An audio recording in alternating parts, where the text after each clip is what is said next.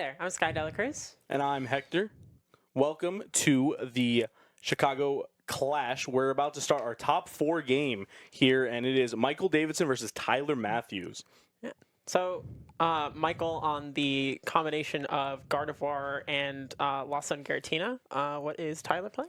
Tyler is playing a new Gouging Fire Spice deck, as well with an Ancient Box deck. I see. So going for those big ancient basics. Yeah, he said, I'm just going to slam Sada every single turn for the rest of the tournament, and that's what he's been doing. He's 5-0, so it's working. He cooked me. Seems like it. All right, let's get into the game. Looks like our players have picked Lost on Tina on Michael's side, and Tyler has picked the Gouging Fire. And of course... Oh, wait, sorry, that looks like Ancient Box. Yeah, I know he plays the Fluttermane in both variants of his deck, so... I believe this is the Ancient Box variant because we see the Dark Energies there to be able to attack with that new Baby Roaring Moon, which is an absolutely disgusting card. The card can hit such high damage, and it was really good against me. Tyler was able to knock out a Giratina VSTAR in one shot to end the game, so incredible. Unfortunately for Michael, Tyler just has a Fluttermane in the active, so Michael's Comfies in the active are going to have no abilities. You can see him shaking his head there. Yeah, so even though Tyler's start looks, well, if we look at the hand, it's not actually behind pace at all. He has a Nest Ball and an Ultra Ball in hand, is ready to set up, but is choosing to not put down any Pokemon so that the Fluttermane can stay in the active, just in case Michael plays something like a Boss or an Iron Bundle to get those Comfes back online. Really smart by Tyler here, not allowing Michael to get cards in the Lost Zone. Obviously, if you're playing a Lost Zone deck, you want to get those cards in the Lost Zone as fast as possible. The nice thing about the Giratina deck, though, is that with the attack Abyss Seeking, you are able to get at least 2 cards in the Lost Zone without having to use your ability. And that attack is for 1 colorless energy, so as long as you can get a combination of Nest Ball, Giratina, and maybe a Jet Energy or one of your many switching cards, it allows you to, start getting the ball rolling. Now, I'm not sure if Michael has the combination in hand yet. We do see him playing the Colress's Experiment to look at those cards and see if he can find the Tina and the Jet Energy. Seems a little frustrated. Maybe not the cards that he wanted. Yeah, Michael is a very passionate player, as you can see by his player cam. I always enjoy watching Michael play. Yeah. He's definitely a very open book about his reactions. Makes up for the sort of read that you can get with his general skill as a player. Yeah, Michael is a fantastic player. Unfortunately, hitting a pretty bad matchup and, not drawing too great into it. It is very tough when your deck that likes to turn a bunch of Comfies can't turn your Comfies. Yeah. Looking at those prize cards for a second, we do see that Tyler has 2 Super Rod prized. That means that once he gets going, if he doesn't draw those Super Rods quickly, he will start running out of resources as Michael takes more and more knockouts. Fortunately for Tyler, he does have a Super Rod there at the bottom, so maybe after 1 or 2 knockouts, he'll grab that. Also, the Sada's Vitality is also in the prize there, so he's got 2 pretty good cards to get off his first 1 or 2 prize cards there. For Michael at the bottom, we see a Pokegear and a Giratina V. Pretty solid for Michael. Unfortunately, he does have a Boss prize, so that isn't out to the Fluttermane that is in the active here, but knowing Tyler, he's probably going to end up benching another Fluttermane in case Michael does have something like that Iron Bundle that Sky mentioned. Yeah. We do see Michael getting off the Jet Energy and the Abyss Seeking. Looks like he did have the out to the Giratina in hand and hit that Jet Energy off the Colress. Is down to Water Energies, though, so that means that Tyler can safely put a second Fluttermane in play if he wants to and not be worrying about any Radiant Greninja. Yeah, Michael's turn went as good as it pretty much can. You got the Colress, the 2 cards in Lost Zone off that, and the 2 off the Abyss Seeking. So the max you could have gotten there is 4. Now Tyler's going to be benching a Radiant Greninja to start thinning through his deck. That now leaves Michael with the opportunity to maybe Boss's Order it up and start turning those Comfies like he wants to. Yeah, Radiant Greninja, a really important card in this Ancient Box deck to discard. Either Fighting or Dark Energies to build up your Sadas, see more cards. Really the only draw support Pokemon that this deck plays. So it's going to use the Pokestop and its ancient supporters like Explorer's Guidance or Sada, but it is going to struggle with things like Roxanne if he doesn't get that Radiant Greninja into play early. And we see Tyler spin the stop there, and he does get 2 items. So the first item was going to be a catcher, and the second item was a Pokegear. So I think if I'm Tyler, I'm looking to get into a Sada's Vitality here to start swinging with the Flutter Mane. Any chip damage on Giratina is really nice because the Ancient Box deck in the middle and early stages of the game is hitting anywhere from 70 to 120, maybe 140 damage if you get a couple of Ancient cards in the discard pile. But that 90 damage chip with the Fluttermane is going to be huge later for that now benched Roaring Moon to be able to pick up that knockout in the Giratina later in the game. It does look like Tyler was able to Ultra Ball away 2 copies of Ancient Booster Energy Capsule, which is a pretty solid Ultra Ball, I would say. Just getting those 2 Ancient cards in the discard pile and setting up that Flutter Mane, like you said, with the Sada's Vitality. And luckily for Tyler here, he draws an energy off of the Vitality to be able to swing with this Flutter Mane this turn. Unless he has 2 energy in hand. Looks like he's going for the... Oh. Yeah, it looks like he's going for the Earthen Vessel. I didn't see the Earthen Vessel on the sand. Really good play there, activating both Dark Patch and... Dark Patch being able to attach to Flutter Mane and having a card to concealed cards away this turn.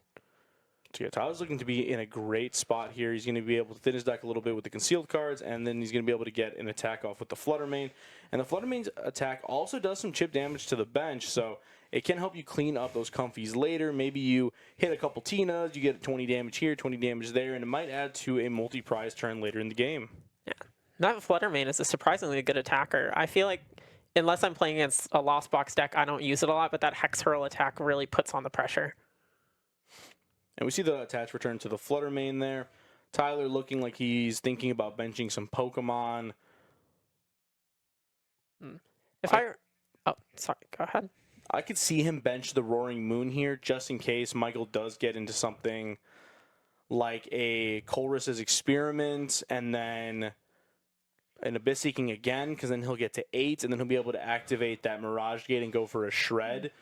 But with Michael's current setup, it's going to be tough to get to that 7 number unless he draws a Boss's Order. But then if you have Boss's Order, you're not playing Colress, so then it gets even harder to get to that 7 number.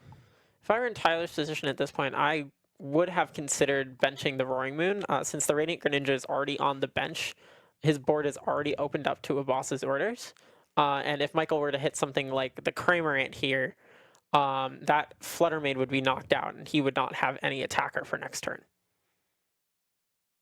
We do see Michael going in for the Jet Energy here. Interesting choice, I think. Oh, my apologies. I forgot about the fact that Cramorant blocks. Cramorant is blocked by Midnight Fluttering. Yeah, so the Emergency Provisions ability, I believe it's called, is going to not allow the Cramorant to hit for the free 4 in the Lost Zone. So unfortunately for Michael, he puts a Jet Energy on the Comfy, puts in the active, attempts to turn it, and goes, oh wait, I have no abilities, and just retreats into Greninja. If I was him there, I maybe would have gone for an Abyss Seeking. Yeah. It would be unfortunate if the Giratina was knocked out, but it does put him a couple cards closer to maybe getting a Colress's Experiment, and it also puts him at 6 in the Lost Zone. So if he does find that Colress, then his Mirage Gates are now activated to be able to go for shreds with the Giratina V. Yeah, given how Tyler's starting off, I would assume that the Giratina is going to end up getting knocked out no matter what after a second Midnight Fluttering. So one thing that he might have considered there would be putting up the other Tina with the Jet Energy, but it would have been probably best to just leave the active and Abyss Seeking just to get more cards in that. All right, we see Tyler Scry 7 here with the Pokegear, and there is nothing there, unfortunately for him. So he's going to shuffle his deck back up.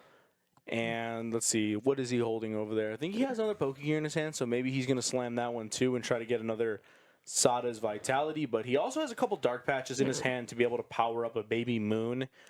All you need is a Dark Patch plus an attachment, and I'm not sure what the count is for the Ancient in the discard pile. Tyler, throughout the tournament, has been playing with 2 separate discard piles, where one is all the regular cards and all the ones that say Ancient. So let's see here. He's going to do it again. So 1, 2, 3, 4, 5, 6, 7. I'm going to say it's card number 4. Looks like it's card number 1. Number 1. He's better. He does have a supporter in card number 4. It looks like that Boss's Orders was there before he sorted the... Yeah, and that Sada's Vitality is going to be able to allow him to attach 2 of his future to his ancient Pokemon on his bench. So he has the option of the Koraidon in his hand, and he has the option of the Roaring Moon. Unfortunately, he did mill a Fluttermane there, so if he wanted to get another Fluttermane, he would need to find another ball card here. Maybe he can find it off of the Vitality. Looks like Tyler might just be planning to get another attack in with this Fluttermane. I think it might be... Well, actually, it looks like he is benching both of the ancient Pokemon, likely to at least use the Sawdust Vitality for the turn. And Tyler accidentally puts in the discard pile after getting it out of the deck, but I think we all know what he meant to do there. Yeah. So now he's able to attach to that Koraidon and the Roaring Moon and draw 3 cards here. So if I had to guess, I would say Tyler's ancient count is around, 6 to 10 here. So that Roaring Moon is now doing enough damage to knock out everything in Michael's deck that isn't an EX or a V Pokemon like Giratina V or the potential Iron Leaf. So Tyler is building up a pretty nice board here. He's starting to bench out. He's getting another Roaring Moon down. Since Tyler is going to be doing 90 damage to this Greninja, because obviously he's already played a supporter this turn, he can put some more damage counters on potentially that other Giratina V with no damage counter, so it'll be a little bit easier for him to knock it out with the Roaring Moon later in the game. Yeah, even though it doesn't seem like Tyler's really doing a lot, given that he has left this Fluttermane in the active for so long, he's really opening up an opportunity to set up his board as much as he wants to. We do see the Dark Patch going onto the Roaring Moon, maybe out of consideration of switching out of the Fluttermane to start attacking this turn. And it looks like that's exactly what he's going for. And so Tyler takes a second to ponder what he wants to do here. I think that the amount of mileage he's gotten from this Fluttermane is just kind of ridiculous. It basically skipped a couple of Michael's turns to be able to, do suboptimal plays compared to what if Tyler didn't have a Fluttermane in the active. So then Tyler's going to be putting the Moon in the active. He's going to be knocking out the Ninja. It is a good time to knock out this Greninja because, it's going to prevent Michael from drawing cards. And with Michael's pretty weak turn last turn, the ability to cut him off from cards is really good. So see, Tyler's trying to count his ancient cards in the discard pile. I didn't see exactly how many it was, but I think, I think it's around that maybe 10-ish range. Yeah, definitely enough to knock out that Radiant Greninja. We do see it's quite a sizable stack there. And we see Michael, his deck is moving now. He's able to use that flower selecting on the Comfy, looking at the top 2 cards of his deck, placing one of them in a Lost Zone, and the other one goes into his hand. So now the benched Comfy goes to the active, and then that one's going to be used. Michael gets 2 Buddy Poffins, and that's an easy choice. The same card, so why even think about it? So we'll see if he wants to slam the other Buddy Poffin. He maybe wants potentially to thin his deck out of maybe a Manaphy or another Comfy potentially. And he actually just benches the 3rd Comfy because I think he has one in the discard pile. Was one knocked out earlier? I don't believe so. Tyler has only taken the prize on the Radiant Greninja. Okay. If I were Michael, I might have played the Buddy Poffin and failed it before benching that Comfey, just to burn that resource out of the deck because it doesn't seem like he's going to need to heavily dig with Comfeys for the rest of this game. Yeah, unfortunately for the Lost Zone strategy, the Poffin does not grab Sableye out of the deck. I unfortunately learned that the hard way earlier today in one of my games. I went to Buddy Poffin, and my opponent went, well, Sableye is 80 HP, and I was like, wow, it really does. So I put it back in my deck, and I passed. So that was a hard lesson learned, but better here today at the event than when I fly over the pond and go to EUIC, right?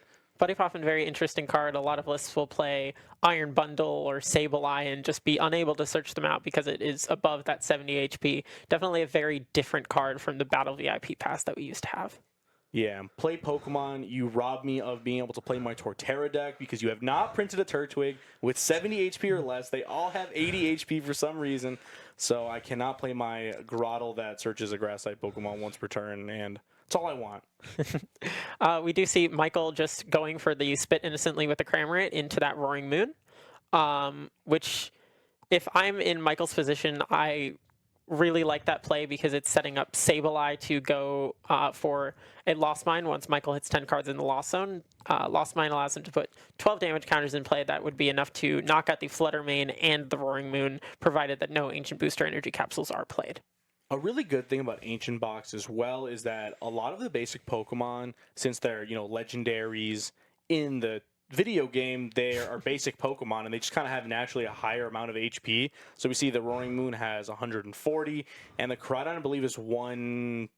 I think that's also 140. It's also 140? Okay, so both are 140, and that's a really tough number for Lost Box to hit. It's very reminiscent of the Shining Arcana Gardevoir, where that Pokemon had 140 HP as well. So it's really tough for Lost Box to trade it out if it didn't have any damage counters on it, because Cramorant only does 110 damage. And normally Cramorant wants to take like that 1-for-1 knockout, so it makes it a little bit easier for the Pokemon that you want to Mirage Gate to clean up for the rest of the game. But if Cramorant's not taking those prizes in the early game, it's not really getting the value you want to. And now we see it just gets knocked out here. Tyler goes up another prize card, and now Michael is, a couple turns into this game without taking any prize cards, so it's looking a little rough. Unfortunately for him as well, a lot of water energy in the Lost Zone, so being able to hit a play with the Greninja, which was my strategy as well to beat Tyler. Unfortunately, I played a Roxanne, didn't draw the water energy, whatever, going to the next one. But, looking at Michael, we see, he's probably going to just comfy a couple times. He's going to want to get to that 10 Lost Zone so you can start chaining the Sableye every single turn, because that's really your best bet against the Ancient Box decks. Try to take a couple of knockouts here, set up some damage here, and then maybe wipe Tyler's board in one turn in combination with the Roxanne, and hopefully he can't set up another attacker through that. Yeah, we do see Tyler setting up his board really nicely, has a Koraidon and a Roaring Moon both ready to attack. So even in the event that Michael does something like a Roxanne that after Tyler takes his next prize, does something like a Roxanne to try and limit the cards that Tyler can draw into, Tyler can do something like promoting the Koraidon, using Primordial Beatdown, and saving that Roaring Moon on the bench to knock out a Giratina. Yeah, the nice thing about this Ancient Box deck is that you have so many unique attacks. So the Koraidon is able to do 120 damage currently. Obviously, I think that Michael's going to take a knockout here, so it's going to go down to 90. But thankfully, since Sableye is only 80 HP, that is enough for a knockout. Yeah. Michael is probably going to go for the knockout onto this Flutter Mane as well, so taking 2 prizes and putting Tyler down to only 2 Ancient Pokemon in play. But Tyler's deck almost certainly plays enough Ancient Pokemon to just get that right back and use Primordial Beatdown. Yeah, Tyler has not had his hand disrupted this game, unfortunately, for Michael. We see a very rough Pokestop. Very, very rough Pokestop. We see the Iron Leaf get milled there, a Colress's Experiment, and the Rescue board, which would allow Michael 1 free pivot a turn. So we see the Prime Catcher here. It's going to bring up the Greninja. I think I would have liked to see this maybe one more turn in the future where Michael could have paired it with a hand disruption card, because if he's able to bring up the Greninja, Roxanne Tyler's hand, and then Tyler has it's way less likely that Tyler's able to find a pivot for this Greninja. And if Michael can get 2 turns out of the Sableye, now suddenly it doesn't look that bad for him. Yeah. Well, we do see him going for the Greninja now instead of later. Tyler very likely to just have that energy in hand, but we'll see what he gets. I do believe there is an Earthen Vessel from an earlier turn, but I'm not sure. So we see Tyler bench another Moon here. So I think if I was Tyler, I would be looking to set up at least one other Moon in case Michael wanted to go for a Boss's Order onto the Moon with 2 energy and knock it out with a Giratina V or VSTAR. That way, I have another big attacker ready to go to be able to take that revenge KO on a Tina VSTAR, because that guy has 280 HP, so it's a pretty chunky Pokemon. Also, no weakness, so the nice thing about this deck as well is that you do have Psychic and Dark attackers, so you can randomly hit weakness on Pokemon in the format. We see Awakening Drum there, one of the most powerful cards in the Ancient deck just because of its ability to draw 4 on an item card, because Tyler has 4 Ancient Pokemon in play, and that will also be an additional 10 damage for him later in the game. Looks like he has a couple of those Earthen Vessels in hand, so if he has enough energy left in deck, we'll be able to find the energy that he needs to move this Radiant Greninja. The only question being, will he pair it with anything else? Looks like he finds that Boss's Orders. I have to wonder if he's going to choose to target down a Giratina, one of those options that can actually knock out a Roaring Moon in one hit, or if he's just going to knock out the Sableye. So since Tyler is at 4 prizes here, I could see him going for a prize map where he wants to knock out a Tina V or a VSTAR, depending on how many cards are in his ancient pile second discard, Mhm. and then if he's able to draw into maybe a Pal Pad, which I believe he does play, he can put that boss's order back into the deck, keep thinning his deck down, and try to rip into an extra. So we see actually the Pal Pad in hand at the moment. So I can see Tyler getting rid of. Okay, so he gets rid of the Big Moon. I agree with that. You don't really want to bench a 2-prizer into the Lost Zone matchup unless you kind of have, 2 Dark Patches and a Sada ready to just use it to be able to use that. What's the attack called in Roaring Moon? Frenzy Gouging? Frenzy just to be able to Gouging, blow yes. something up in the active. It looks, though, that based on Tyler's pace throughout this game, that it would be more beneficial for him to try and hit 280 with the Roaring Moon, the baby Roaring Moon, instead of Roaring Moon EX, because that puts a 2-prize liability on him board, especially if he's using Frenzied Gouging. That makes his deck very, very weak to Sableye, because Sableye can just come in, do 30, and have an extra 90 for the turn to go anywhere else. So very good finisher for the deck, but probably not the kind of thing that you'd want to put in play this early. We did see Tyler likely running out of energy within the deck and taking advantage of that super odd that he did manage to pull off the prizes to put it back in and grab fuel for that Earthen Vessel. All right, so we see Tyler play Dark Patch here. I think he's thinking, do I want to set up a Moon or do I want to put both of them one energy attachment away? But I think he's thinking also, well, I'm kind of low on energy here, so maybe it's better to just set up one. And then the other one is, if it does get Bosses Ordered or Counter Catchered up, I have a couple Sadas in the deck, so I can use those to get it out of the active. Unfortunately, he does mill another one here, but he does add 2 cards to his ancient count. So this pile is getting pretty big. It's looking bigger than his regular discard pile. So I'm sure this Roaring Moon is hitting a big number here. My guess would be maybe a little bit short of 200. Yeah, we did see Tyler draw into that counter catcher as well as discarding the Sada. So he can't use counter catcher to gust this turn, but he can use the boss's orders to bring up either the damaged Giratina or the undamaged Giratina V. I believe the Giratina VSTAR is slightly easier to knock out, but if he has the knockout on the Giratina V, I would probably go for that, since it can evolve into a fully healthy Giratina VSTAR later. Since the Giratina VSTAR does have 90 damage on it, it's going to have less HP than the Tina with that is clean, so it's a little bit easier to knock out than just a regular Tina. So you're going to want to target that down because knocking out a clean Tina VSTAR with 280 HP is pretty tough. Like I said earlier, it has no weakness, and it's a big boy. So Tyler's going to be playing that Pal Pad, like I said, and he's going to be putting that Boss's Order and the Sada's Vitality into the deck. But now Tyler's met with the dilemma of, okay, I have one Boss's Order in the deck. If I draw it, I basically win the game. But I have this Pokestop in play that is pretty tempting. If you guys ever watched Lord of the Rings, it's looking at you, like, oh, my precious, spin me. Yeah. And, if he mills that Boss's Order, it might get a little hairy. We do see a good play of attaching the Ancient Booster Energy Capsule. This is going to force Michael to go for a either struggle to set up the Sableye math or have to go for a Lost Impact or Star Requiem in order to knock out this Roaring Moon. However, he has, unfortunately, by taking these 2 prizes, put Michael into the Roxanne turn. Now, I think this play was correct because pushing that advantage state is far more important than just dodging Roxanne. And Tyler has a fair enough lead that he's just going to be able to maintain his 2 setup Roaring Moons for the rest of the game. All right, and we see Michael go for the trap. He brings up the Roaring Moon with no energy, and then he slams that Roxanne down. It's going to put Tyler to 2 cards in hand, and Michael, because his Giratina was knocked out last turn and not his Sableye, is able to use that Lost Mine attack again to spread 12 damage counters. And what this is going to do, it's going to allow Michael to maybe put some here, some there, to be able to set up a multi-prize turn later in the game. Because unfortunately, that Greninja is gone.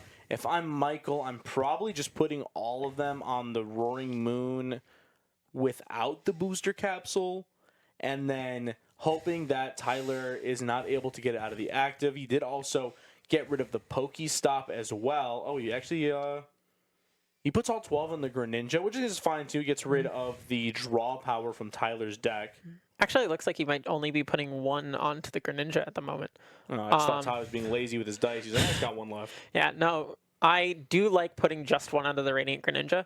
It does provide Michael with a knockout next turn. although he's much more likely to go for the knockout on that Roaring Moon on the bench that he Do we just see put Tyler? 110 Okay, on. he got a guidance off the top, and it's going to be the top 6 cards of his deck. Tyler's looking pretty slim here as far as the deck goes, and unfortunately does not get a switch card, but I think if I'm Tyler, what am I grabbing? Probably the 2 supporters he finds there. He needs to be able to get this Roaring Moon out of the active or attack with it, but he also wants that boss's order to be able to knock out a Tina V or VSTAR for game. The only question is, does Tyler have enough energy in deck to afford taking this boss's orders? He does have the Sada to be able to attach an energy to the Roaring Moon from the discard, so that energy that he's discarding off of Explorer's Guidance or one of the ones from a previously knocked out Roaring Moon.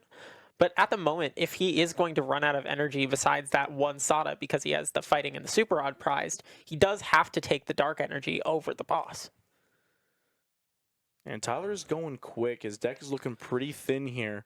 Maybe Tina players will need to adapt, and we'll play our own copy of Chi-Yu and try to mill out the Ancient Box deck. It's looking like the best win con for us. It looks like he just went for the 2 Dark Energy rather than the Sada. Probably, I'm not sure if that's the correct play, but he might be aware that if he has another Sada in deck or not, to be able to say, okay, I can... It doesn't look like he has any Sada in deck, but he might have a couple of copies of Earthen Vessel in there. So if he gets Rock Sand again, then it would be easier for him to find a Dark Energy than a Sada. And if I did count that right, I think he's at 16 or 17 in the Ancient Zone, we'll call it, I guess. And so that's going to be able to boost his Roaring Moon's damage to, the 240, 250-ish mark, depending on how many they have exactly. But that's getting pretty close to knocking out a Tina V-Star from full. So even if Michael attempts to wall with one, it's going to be very, very close to be able to getting that knockout. And I think Tyler just put those 2... only grab the 2 Dark Energy to be able to increase that counts, because I think what Tyler's thinking is that Michael is going to go for potentially another Roxanne and then put up a Tina V-Star and then attack with it and hope that Tyler can't knock it out in one hit. Michael continuing to put cards in the Lost Zone and just take these knockouts at Sableye, but he seems pretty far behind, and Tyler never has to put another 2 prize Pokemon in play. So Michael will be required to, at least now that he's taking this prize, take 3 more turns this game to be able to knock out Pokemon, whereas Tyler only needs 2 more knockouts and has that Dark Energy in hand ready to go. All right, and Tyler Mathews goes to 1 prize here in this game 1 of the top 4. And it is up to Michael here to find an out to win the game here. The Roaring Moon are looking quite menacing here. So Michael has to find, a combination of maybe Roxanne, V-Star, and hope that Tyler does not have enough to get a knockout and a clean Tina V-Star. It looks like... Given that Michael is still in this game, he may be... looking to go for another play like a counter catcher onto the Greninja and a Roxanne to try and put more pressure on, or if he can get another Sableye into play, or would be looking to just do like you said and hope that a Tina V-Star is enough to knock out this Roaring Moon and not get knocked out by the other Roaring Moon. Importantly, Michael does have to account for the fact that if, for example, this Roaring Moon hit 270 last turn, that knocking out this next Roaring Moon will put another Ancient card in the discard, Roaring Moon being an Ancient Pokemon, meaning that it will be meaning that he could very well, if the numbers add up, give Tyler the game just by knocking out this Roaring Moon. So it may even be best to do something like counter catchering the Greninja, but it really depends on what Michael has in the hand. All right, we see a boss's order on the Greninja. Michael scoops it up there when Tyler has the attached return. And we're going to be seeing a game 2 here.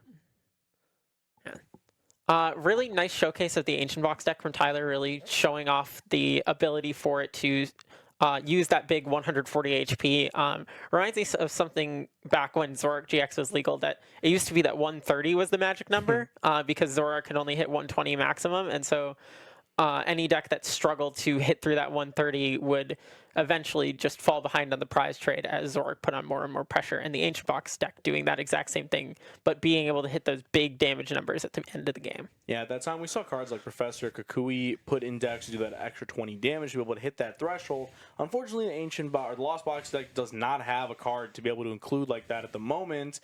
that, I mean, I guess there's Defiance Band, but that's tool cards aren't really very popular in Lost Zone decks because you have to fit normally a bunch of energy cards that you want to get off of your Mirage Gate and as well as the rest of the Lost Zone package. So usually once you include all those cards, there's not really too many room for techs. Yeah. Especially since you have to play a pretty big Tina line as well. Yes, and while Tyler now gets to move on from that Ancient Box deck and play the Gouging Fire focused list, we will be seeing more Ancient Pokemon and more copies of Professor Sada's Vitality, but a very different approach to that type of energy acceleration and hit big damage strategy. And Michael's other deck, I believe, is Gardevoir, a deck that was believed to have died with the rotation, but Michael is showing that if you really like a deck, you're able to refine the list that, pun intended. If you're able to refine the list, then you can pretty much play whatever you want. Michael's a very skilled player. He has a lot of reps with Gardevoir, and he's showing that he can bring it into the new formats and do well with it. Obviously, he made top 4 today, and he's going to continue his run. We'll see if he's able to combat the Ancient Box deck. Unfortunately, it is a dark Pokemon that does a lot of damage, so that is a big threat to something like a Gardevoir EX with the weakness to dark, and we didn't see any copies of the Lost Vacuum in Tyler's deck from what I saw, and that is a very good card going into the Gardevoir matchup because Gardevoir has now included a lot of tool cards that are going to boost the HP of the Pokemon in their deck so they're able to do more damage. It is important to remember that Tyler can no longer play that Ancient Box deck, so he is only going to be able to play the Gouging Fire because he did win a game with Ancient Box, and in the Conquest format, once you win a game with the deck, you cannot play that deck anymore. So Michael will be safe from things like Countercatcher, Vengeance, Fletching, but he will have to worry about things like Iron Valiant EX, which Tyler happens to play in his deck, which can fix the math on those tools. But we do see Michael committing to the Lost Zone Giratina while Tyler is forced into his Gouging Fire EX deck. And thankfully for Michael, Tyler did not lead the Flutter Mane, so he's actually able to turn his Comfies. And if we look in the prize card cam here, actually the Flutter Mane is prized, which is really nice for Michael because he doesn't have to worry about his active Pokemon's ability being negated. Not something Tyler would super like to see there either, especially since starting the Mew means that if he wanted to, he could have found the Flutter Mane and given himself an extra turn. But also, once this game gets far enough to the point where Tyler starts taking prizes, that Flutter Mane isn't exactly something that he's going to want to see. We do see Michael just doing that standard double Comfey setup, using an S-Ball rather than a Buddy Poffin, so we may or may not see a Giratina V come into play this turn. What are your thoughts on this matchup? Like, what is Michael's strategy into Gouging Fire EX, and what is Tyler's strategy into Lost Tina as that Gouging Fire?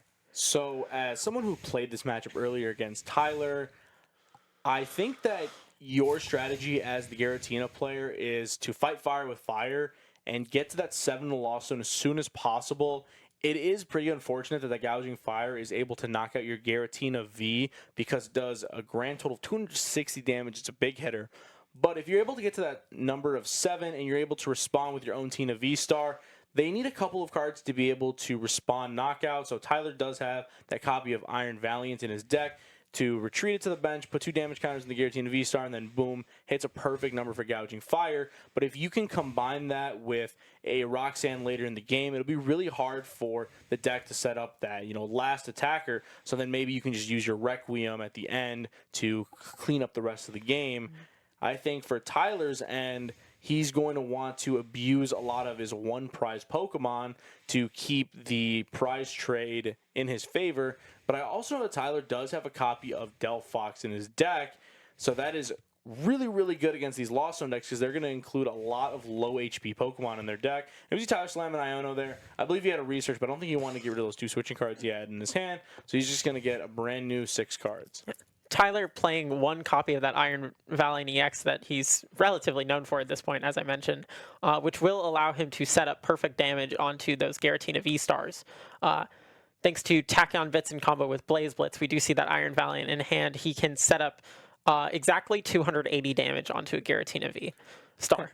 And now that the cat's out of the bag, this is not just a Gouging Fire deck. There is actually a Iron Leaf in the deck as well and some grass energy. And this was Tyler's way of fixing the Charizard matchup because generally a deck like Entei would need to include a lot of copies of Devo TM, but I don't believe I saw any in Tyler's deck during our game. So I think his way of fixing that was saying, oh, we'll put a couple grass energies in here and we will just knock out Charizard. So Tyler's got some ancient and some future box here. So he's got a little bit of mix of both. We do see Michael with a very good setup. We saw Nest Ball for Greninja into Nest Ball for Comfey into Flower Selecting for Nest Ball for Giratina V. So he has that perfect setup of 2 Comfey, 1 Greninja, 2 Giratina. I do have to wonder if he's prepared for the Delphox at all. Not sure if he plays anything like the Manaphy in his deck, which would be able to essentially block the Delphox at some point in a game. Since Delphox does 120 to the active and 120 to the bench, it's not really worth putting in play once Manaphy is down. But for example, if Michael were to miss the Manaphy this turn, he would be able to put on that pressure with Delphox. It also having the ability to, with a Tachyon Bits ping, knock out a Radiant Greninja. Which is a pretty huge damage fix. We see Michael slam the Pokegear, and he's able to get a Colress's Experiment off of that. Obviously, the cards that he wants to see the most in the Lost Box strategy. So right now, Michael has 2 in the Lost Zone, so is going to put him at 4. So that is going to allow him to use something like Cramorant if he has it in hand. I don't believe he has the Cramorant in hand at the moment, but he has gone through a good amount of Nest Balls, so it might be tough to find at this point. We see Michael flip Spiritomb. I think that's definitely something to get rid of here. Not too great into a deck that wants to put damage counters on your board with that grand 60 HP. The Fetterman Fortune ability is pretty solid if Tyler wants to play something down like a Luminion, but I think at this point it's going to be unlikely that Tyler does so because he does already have that Sada's Vitality in his hand. Yeah. Spiritomb there also having the exact amount of damage necessary for Gouging Fire's first attack. I do not exactly remember the name of it, but to be able to knock out a Spiritomb. So it's really not the best idea to put in play. We do see Michael just going for a standard Spit Innocently here just to hit into the Iron Valiant, put on some sort of pressure for Sableye later. Definitely better than doing nothing at all, especially since it looks like he's well on his way to getting 7 cards in the Lost Zone. And we see Tyler here top deck the Silene, a card we haven't seen a lot of lately. It's mostly included in control strategies, and then sometimes you saw it in the Mew VMAX deck to be able to get things like Power Tablet back, but Tyler decided to include it in his spicy deck list today. We do see Tyler debating putting down this Iron Leaves, maybe as a switching option since Iron Leaves does put itself into the active. So combined with an energy, that Rapid Vernier ability will allow it to retreat into something else. Looks like he is benching it and switching, likely to save the Iron Valiant from harm as well as moving this Fire Energy into the active, or at least contemplating it. Yeah. Looks like he's going to retreat back into that Iron Valiant and put 20 on the Giratina V. This now puts an energy in the discard pile if Tyler wanted to play a Sada's Vitality. He'd allow him to draw a couple of extra cards. Tyler's hand is not looking very promising as far as furthering his board state. Thinking where he wants to put that Tachyon Bits. He puts it on the other Giratina, and he's going to put a Fire Energy that he just retreated off of the Iron Crown back onto the Gouging. So that Fire Energy went in a big circle right now, and it's back where it came from. Yeah. If Sada's Vitality was the only supporter in his hand, that would really be the only play to go for. Silene wouldn't be too useful as he has only played an Iono this game. So his discard pile is currently just Iono and that's Sada. So seeming like one of those plays that you go for out of necessity, not out of it being necessarily the best thing to do. But it is in Tyler's best interest to keep this to stay in the game with that, especially if he believes that Gouging Fire has a better matchup into Lost Tina than what we might see Michael play the Gardevoir later. And we see Tyler with an attachment to the Mew EX to maybe potentially go for a gusting option onto that Radiant Greninja to be able to copy that Moonlight Shuriken attack to knock out 2 Comfeys. We do see Michael going for the Colress here, finding Prime Catcher off that Colress. So if he can hit that big 7 in the Lost Zone here, which it looks like he'll be more than able to do, he'll be able to Prime Catcher up that Gouging Fire. He'll be able to Prime Catcher up that Gouging Fire and knock it out with something like a Lost Impact. which would really, especially given Tyler's hand, stifle his board state and keep him further away from winning this game. And we see the attachment for turn there to the Giratina V. I would have maybe liked to see an attachment to the other Giratina there to just kind of spread the energy out. So if Tyler did have a gusting option to knock out one of the Giratinas, then Michael would still only be one Mirage Gate away from attacking with a Giratina V or VSTAR. Thankfully for Michael here, he is able to get a pretty free knockout onto this Iron Valiant, which is a great thing to get off the board for him because it's going to be able to stop Tyler from setting up good numbers. And we see Michael with the Mirage Gate anyway, so I guess he's able to set up the Tinas. And he is a couple of evolutions away here from attacking for 280 and getting some big swings in here. Yeah. Looks like he has already attached for turn, so might just be going for, yes, the Spit Innocently onto the Iron Valiant instead of going for the Gouging Fire. Now, this does put Michael in the lead and gets that big threat of Iron Valiant out of play, but that means that that also means that Tyler has to keep this energy on the Gouging Fire. So if he wanted to play something like Asada as his supporter for turn or activate Magma Basin, he no longer can. And we just see Tyler scoop up his cards, not seeing a way to win this game. Yeah, so Tyler's lack of energy there is going to prevent him from getting into things like Magma Basoning and energy onto the Moltres to be able to attack as a one-prizer, or just continuing to mount energy on the Gouging Fire to get those big KOs. He wasn't able to do something like Radiant Greninja to be able to, dig through his deck a little bit. So we're going to be seeing the next game here, which is Gardevoir versus Gouging Fire? Yes. All right. Gardevoir versus Gouging Fire seems like a very interesting matchup. I believe, yes, Tyler's ace-spec of choice is the Prime Catcher. So he's not going to have something like a Maximum Belt to knock out a Gardevoir EX later in the game. But he will have, as I mentioned, the access to the Iron Valiant, so punishing things like Drifloon or Screamtail by saying if they put too much damage on themselves, he'll be able to take a knockout and then take another knockout with that Gouging Fire. Also coming to mind is the Delphox. So if Michael struggles to get Manaphy in play for whatever reason, he can take an easy 2 prizes with that attack and really cause trouble for Michael's board state. And on the other end, Michael is playing Gardevoir EX, which has the ability to basically do unlimited damage with the combination of attaching energy to the Drifloon and the Screamtail. So Tyler's going to have to deal with saying, okay, I'm going to put this 2-prizer in the active and attack with it, but most likely it's going to die. So if he's able to use things like Bravery Charm to circumvent that and maybe get 1 or 2 extra turns out of those 2-prizers, that's going to be his key to winning the matchup. I don't know if there's a copy of Lost Vacuum in his deck, but with the combination of Lost Vacuum plus the side lean to be able to use it multiple times, that could be a lot of trouble for Michael. Yeah, I do expect to see Moltres putting in a lot of work here. Moltres hitting that 90 damage if it has damage counters on it, so very easy to set up with Magma Basin. A very efficient 1-prizer with that Inferno Wings attack, just because that'll knock out a Ralts, that'll knock out a Curlia. If for some reason Screamtail or Drifloon enter play without a Bravery Charm, a Luxurious Cape, or a Hero's Cape, that will be a good option. We do see, it looks like Tyler's starting off. Looking at these prizes for a second, we do see Michael with 2 Psychic Energy, and Tyler with that Bravery Charm prized. Most importantly, is playing a Swing Heavy Ball to either get the Gouging Fire or the Fluttermane. I expect him to go for the Gouging Fire here. Fluttermane doesn't seem too useful in this matchup. Only works on the active Pokemon, not on the bench. So it would not turn off anything like a Psychic Embrace unless Michael specifically wants to promote the Gardevoir to retreat it. I could see the attack to put the 2 damage counters on one of my opponent's bench Pokemon to be pretty usheul here.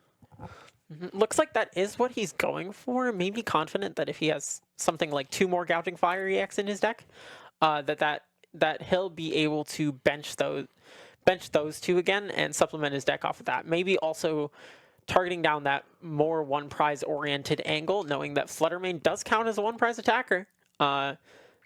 Especially into a matchup like this, where everything except for the Gardevoir EX has such low HP. And we see the Fluttermane benched here as well. Radiant Greninja did discard the Grass Energy, not something that Tyler would ideally like to see. Would probably prefer to discard the Fire Energy instead. given that Magma Basin and Sada's Vitality are best used with those fire energies. Although Sada can attach any energy, and Gouging Fire does have a colorless in its cost. Tyler with a pretty solid hand. We're looking at a couple of Ball Search cards, 2 Jet Energies, and a 4 Seal Stone, as well as that Sada's Vitality. So I wonder if he's going to go for something more aggressive, or if he's just going to stay with this hand and bench something like a Gouging Fire or a Moltres here and just keep a light board at the beginning of this game. He does grab the Delphox V there to have a target for the Forest Seal Stone. Delphox also difficult to justify establishing early, but if he doesn't play anything like an energy switch in his deck, he will need to get at least 1 attachment onto the Delphox in order to set it up for attacking. Again, Delphox's attack doing 120 damage to the active and doing 120 to the bench at the cost of lost zoning 2 energy from itself. So Michael will need to pretty urgently get Manaphy in play to ensure that this Delphox can't get up to any trouble.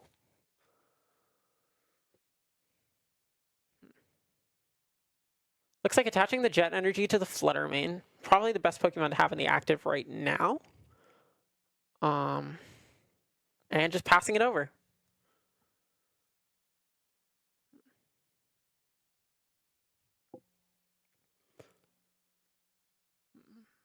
Michael with that great turn 1 Arven.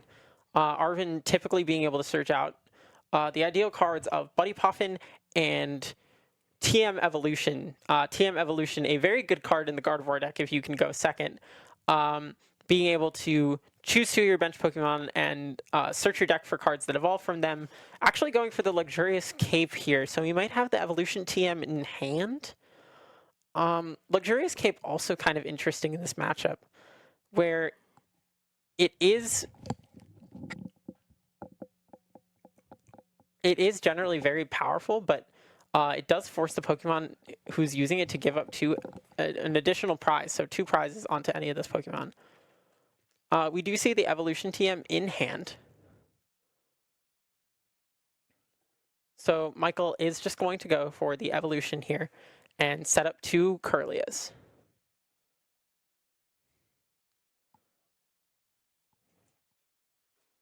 And that will end his turn. Giving it over to Tyler. Tyler trying to pick up off of that continual, just slower setup board, Radiant Greninjing away a Jet Energy. So yeah, Team Evolution popping off there. Now, yeah. I'm stepping in for Hector, by the way. Hi, everyone. Etchy back. Hello, Etchy. Hi. Tyler stepping in here with the Seal Stone coming down that you were talking about just a little bit earlier. Now has that Forest Seal Stone target with the Delphox V. No need to attach it early. Just attach it there, and we'll see what is ended up getting grabbed here. A lot of options in the hand, but nothing super useful. Like you were saying earlier, just Ultra Ball Silene. Yeah. Once again, Silene just in the hand early and not really what you want to see like ever. Yeah. I do think Tyler might be eyeing up something like the Earthen Vessel for 2 fire energy. We see him putting that to the front of his deck here. Earthen Vesseling away a card that isn't too useful like Squawkabilly. To be able to Ultra Ball away 2 fire and immediately feel that Sada's Vitality. Ultra Balling for a Gouging Fire and being able to attach to both. So really, really good setup play from Tyler.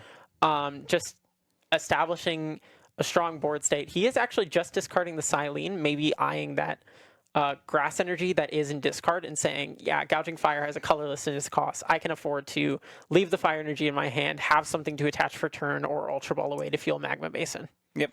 And Tyler does also play the Iono, or the Palpad, sorry, so is able to get the Silene back if desired later, but no big deal otherwise. Shuffling up now after that Ultra Ball. And yeah, getting more fires in this card. Always a good thing with this deck. So. Yeah. Very interesting choice to be playing Silene Palpad in a list like Gouging Fire. Yeah, it is a very non-conventional kind of choice, but it's been putting in some good work for Tyler so far. Definitely a lot of good cards that you would like to recycle that you normally can't recycle, like Prime Catcher, for example. Kind of broken to be able to do that twice per game, honestly. Yeah, that is an interesting thought. I have heard players talking about that, but most generally tend to avoid it as There are better ways to use a supporter sometimes, but if Tyler believes that that is the best way to get another prime catcher, get more switching cards, that Get might, more basins, yeah, that might a be bunch his of other choice. stuff. And it makes you feel less bad, I guess, when you have those horrible turn 1 squawk abilities where you discard all the cards that you care about in the world. Oh yeah, we do see him going for that Hex Hurl that we talked about here. Just knocking out that Drifloon and going for this damage split. Now, I am curious as to which Pokemon he will put it on. Looks like he's eyeing up the Curlia with the Luxurious Cape. Yeah, interesting. So now it's at 170 HP. 160, but yes. Sorry, 160, yes, because Curlia is at 80. So yeah, I don't think that fixes any like major math, but could be relevant for Entei knockout later, potentially. I think what Michael was doing there was sort of a heads up trying to dodge the Delphox play, saying, okay, I'm going to set up a Curlia that cannot be knocked out by Delphox's attack so that I at least get to keep one Curlia in play. Yeah, the cape does have the massive downside if that does not get evolved up into a Gardevoir EX. If it does get evolved, then this card effect doesn't matter anymore, so it's totally fine. Yeah. But yeah, basically, if that does get knocked out as a Curlia, Tyler gets a whole additional extra bonus prize, and that is not going to be great for Michael. So that'll probably be part of what Michael tries to go for with this turn. We do see Tyler kind of putting Michael in an interesting position where he can both threaten the 2-prize knockout and by putting the 20 on with Hex Hurl, setting up Gouging Fire to be able to take a 260 damage knockout onto a Gardevoir that only has 60 on it. Right. Since Michael, without using a card like Lost Vacuum, would not be able to put something like the Hero Cape on that benched Curlia to make it so that it doesn't give up that one extra prize, even though it has the extra 100 HP. Yeah, Hex Hurl, kind of doing some work here. Putting Michael in a difficult situation. And again, if you're wondering how Gardevoir gets more damage counters on, it's with that Psychic Embrace ability. So if just a little bit more damage gets onto it, it does open up to that Gouging Fire. And there's also, Iron Valiant still possible. Yes. Could Hex Hurl potentially another time here if Michael was a major attack. And then just eventually set up that easy knockout for later. Because that is one of the things that this deck would struggle with in general is hitting 310 on Gardevoir EX, right? Another thing that I hadn't thought about is actually Michael's board being forced Second Team Evo. being forced to promote the Curlia there means he was down one less refinement for the turn because Oh, yeah. Midnight Fluttering was actually blocking the usage of Jeez. refinement. So Michael probably making the best play he could there, getting the Curlia into play with that TM evolution. Because it is going to be very hard for him to both move the Curlia and get an attack off next turn. Yeah, this Flutter Main's been putting in so much work for Michael, or for Tyler today against Michael. Yeah. Again, not just in this match, but in a lot of other matches, Tyler was saying the Flutter Main has done a fantastic job of just shutting down a lot of the decks that are functioning because they have abilities, and sometimes they end up in the active, sometimes they need to be in the active, like Comfey, and it's just causing so many problems for a lot of players here. I almost wonder if we should have not let Tyler play 2 Flutter Main decks. Does that count as its own archetype?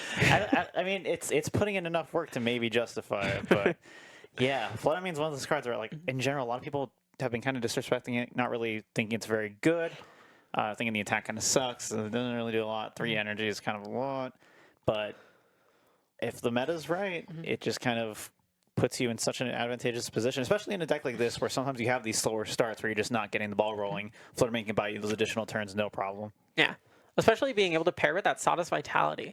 One thing I've noticed is that a bunch of cards really benefit from having that Ancient Pokemon label. Being able to use cards like Ancient Booster Energy Capsule or benefiting from Sada's Vitality as like an attachment for turn. Like Flutter, even if you're not attacking with Flutter Main, being able to use Sada to attach to it, be able to retreat, set up another bench Pokemon, and attack in that same turn because you still have your attachment for turn.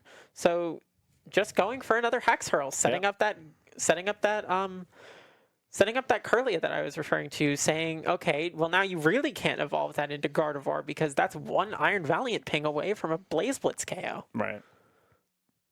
Yeah, putting Michael in this really tough position again. At least Michael was able to effectively swap that Curlia for another Curlia with the TM Evo play last turn, but not to get any prizes is tough. Tyler's board kind of just getting more and more established over time. And Tyler also just not in a rush here with that Flutter Mane inactive. So we're going to see the Super Rod come in after that Iono play.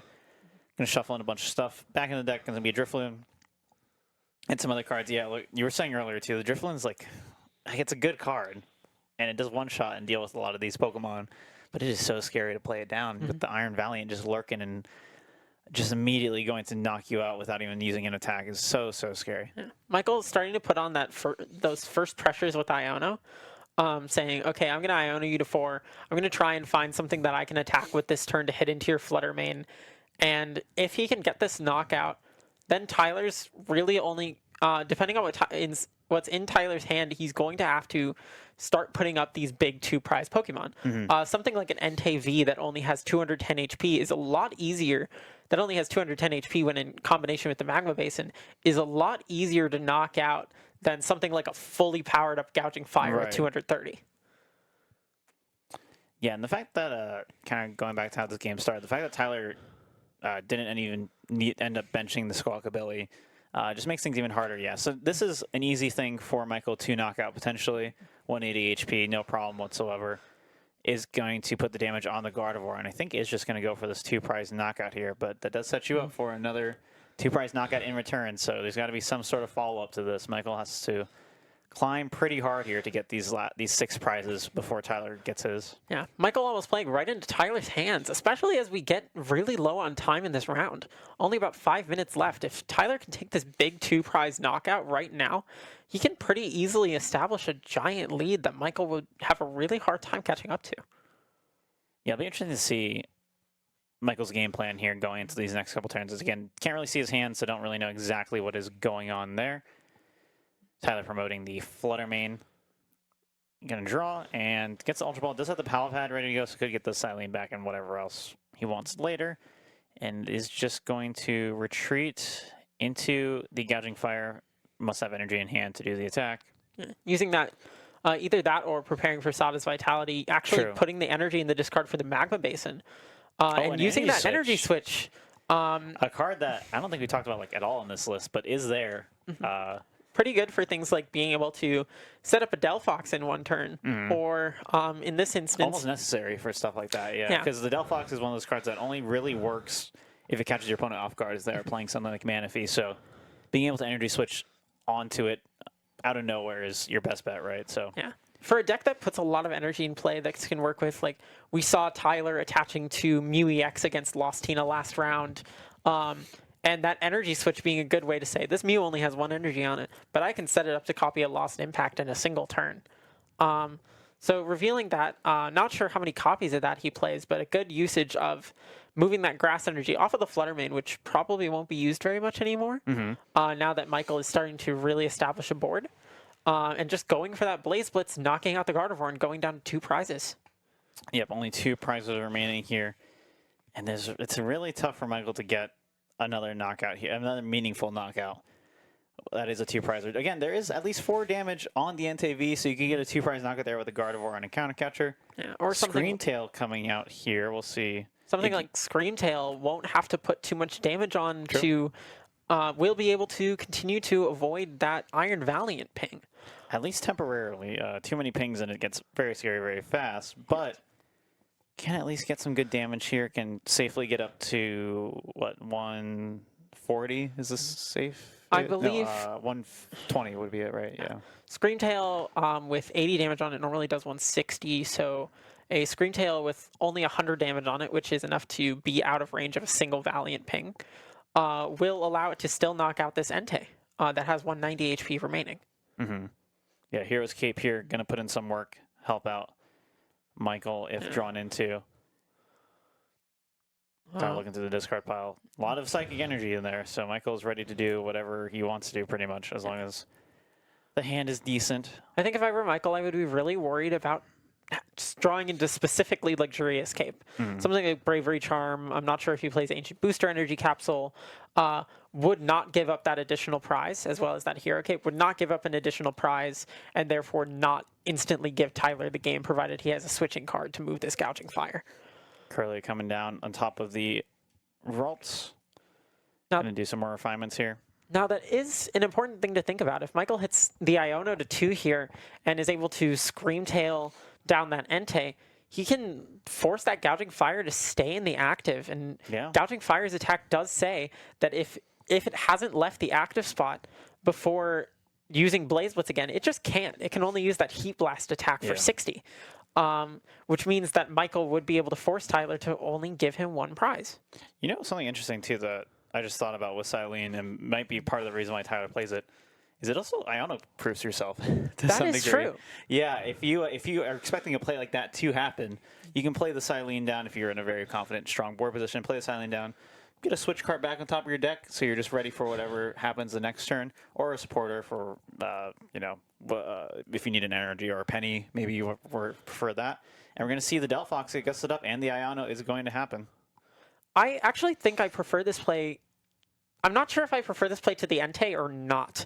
While Entei does prevent Magma Basin from coming into play, it also has that fleet-footed ability, which says that it can draw a card. So instead of getting Iona to 2 and drawing an extra card, therefore only having 3 cards in hand, Tyler is now at 4 cards in hand total, if he chooses to promote that Entei V. We do see the Bravery Charm coming down. So like I was saying, we will see the Screamtail able to snipe this Entei, but we do see that Michael is now turn 0 of time. Yep. So there's enough time for either of these players to win the game. Michael needs to get 2 prize knockouts. Tyler just needs to get 2 1 prize knockouts. Has enough turns for both of them. Michael just needs to get a 2 prize knockout here. And we'll see what he actually ends up targeting here. Michael having this 2 prize knockout with the Drifloon and the Gardevoir EX on the bench. So what it looks like is that Tyler will be forced to knock out this Screamtail, as well as set up something that is proofed from this Drifloon or the Gardevoir EX. So making a good play and knocking out the Gouging Fire, because if the Entei were to come into the active spot, Gardevoir would just be able to KO with a Miracle Force. Yeah, big, strong play there for Michael, being able to get that KO. Was able to chain off everything needed from that Iono to get off exactly what he needed. And there's 2 Psychics in the prize cards, which is totally fine. So his last 2 prizes not super critical for playing out the rest of this game. Tyler still did get a Sada off, and that will allow him to see a few more cards here. Does have Concealed and a Jet. Sada actually enabling him to build up a Flutter Mane. Putting that 1 prize attacker into play is going to be important here. That will make Michael need a Boss's Orders or a counter catcher to be able to finish this game. Yeah, and I'm not sure exact counts on what is there for Michael. I know he played 1 counter catcher already. I would assume has a boss or maybe a second counter catcher, most likely. So we'll see what can happen on Michael's turn there. Michael with just 1 Curly and a Radiant Greninja in play, though. His hand size was kind of low, and I don't believe he drew any outs to it off of the prize cards. Is going to switch cart into Entei. I'm not sure if I love this play. Entei going for fleet-footed here. If Tyler doesn't draw something like a Lost Vacuum in his deck, that Entei is immediately opened up to a Miracle Force. Yeah, we'll see. What was a switch card, right? So it could still jet into the Flutter Mane. That is very true. So we'll see if that is what the line that ends up going down here for Tyler. We really are seeing the example of tricky. Flutter Mane being the best attacker for Tyler in this set. It's pretty good. There's a Magma Basin onto the Delphox, which is scary to do because now you're opening yourself up to the Gardevoir EX snipe. But you do have Balloon Blast Drifloon anyway, so it doesn't really matter as long as the tools are available. I almost wonder if Tyler has something like a Prime Catcher in hand and is going to go for the knockout on the Manaphy. Actually, yeah, if Tyler were to somehow hit a Prime Catcher this turn, he would just win the game. Interestingly, Screamtail only has 20 HP left, but he is just going to have to Hex Hurl. Right. We are going to see if Michael can draw the Boss's Orders. Yeah, this is a big moment here. Tournament on the line for both of these players. The winner will advance to the finals and take home a bigger cut of our over $500 prize pool now.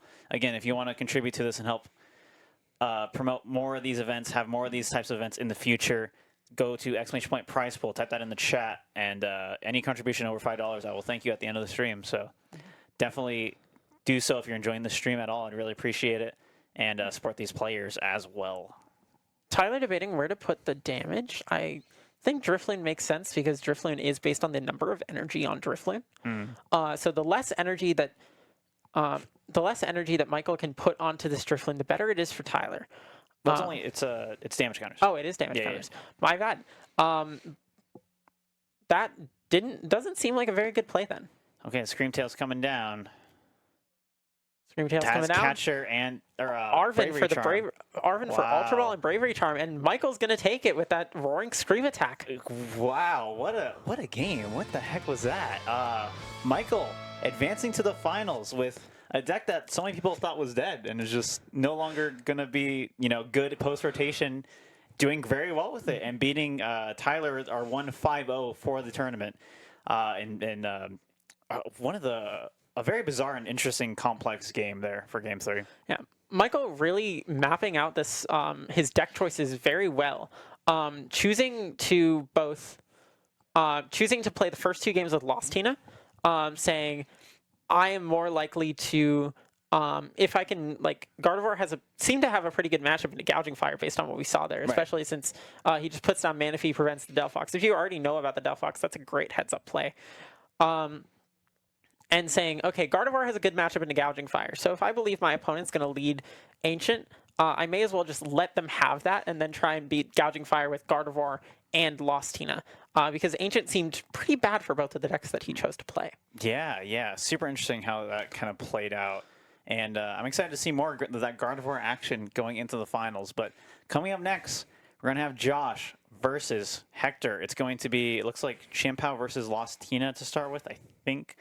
Don't quote me on that, but very excited to see how that match turns out and see who our second finalist is. Absolutely. But we're going to do one more interview before we get to that. So we're going to take a quick break before that, and we'll see you in a little bit.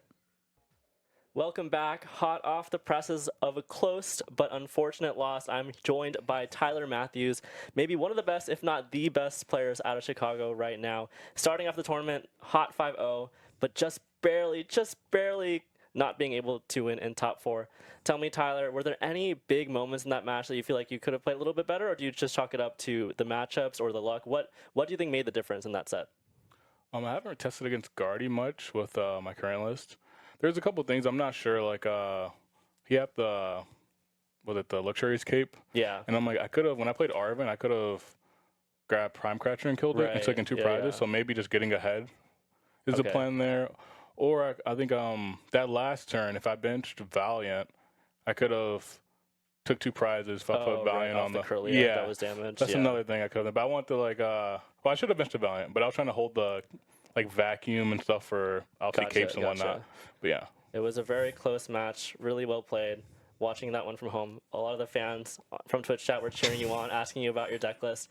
Speaking of which, unfortunately, I know you're not going to EUIC, right? No, because I'm not. that's a whole other long story for another day. But both of us are looking forward to Orlando. So for any of our viewers that are headed to EUIC or going to Orlando, what advice would you give them about the Gouging Fire deck that you played today?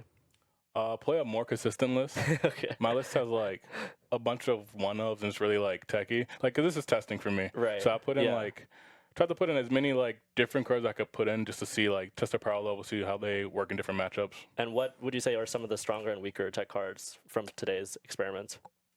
Silene's weird. It won me games earlier. Yeah. And then I feel whenever I played on stream, I kept seeing it and my hand kept breaking with it. Right. So I'm maybe I need another draw supporter. Okay. Energy Switch was really good. That probably was one of the MVPs of the day though. So what would you say are the best and weakest matchups for the deck for people thinking about picking it up?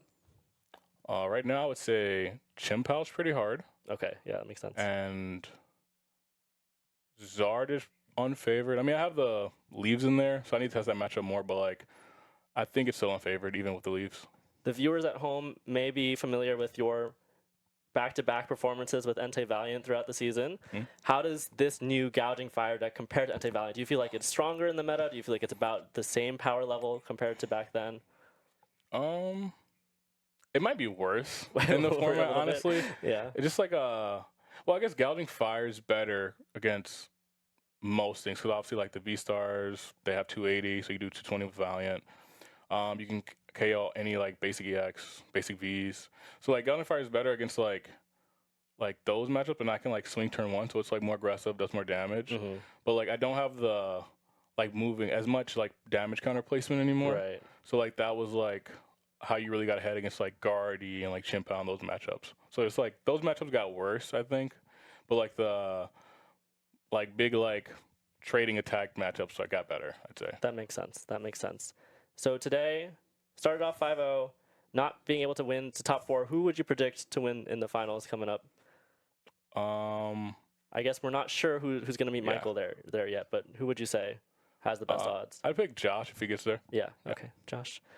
And any final notes, any final shout outs you want to make to the community, to the chat before we head off for today? I mean, shout out Etchy for throwing this event, and shout out everybody that came. Where can we find you, Tyler? On Twitter at Urtube, it's URTZUUB. Thank you for joining me, Tyler. Mhm. It's always a pleasure getting to talk to you. It's always a pleasure seeing what kind of spicy decks you bring to the table. You're having me second guess my personal initial impression of Gouging Fire. Now I'm thinking maybe it's a real deck. Hopefully we get to see it perform in EUIC.